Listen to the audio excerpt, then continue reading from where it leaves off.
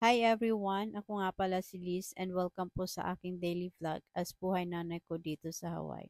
So magsisimula ang araw ko sa pag-prepare ng mga fruits para sa aking mga bossing.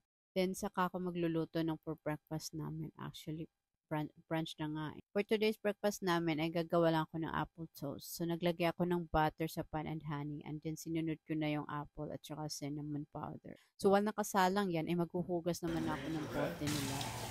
Pagkaluto nga ng apple ay saka naman ako gagawa ng milk mixture. Isang egg lang at saka gatas. Wala akong measurement sa gatas so tansya-tansya lang talaga yan. Then prepare ko na yung bread. Yung apple pinapalaman ko sa bread and then konting dip lang sa mixture and then lalagay ko na sa oven. At ito na nga luto na ang aking French toast para sa mga bossing ko. Sila talaga nung una ko. Para hindi sila magutom. O, diba? Tingnan nyo, sarap-sarap ng buhay. Din saka lang ako makakainom ng kape niyan at madalas dito na rin ako sa counter kumakain.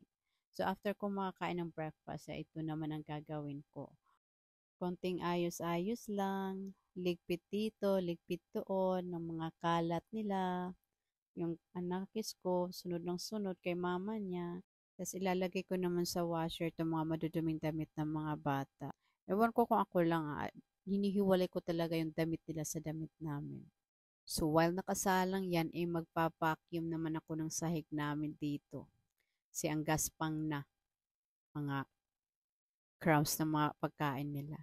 Then after that, dito naman na ako sa trabaho kung hindi ko matapos-tapos ang pag-shred ng mga papel.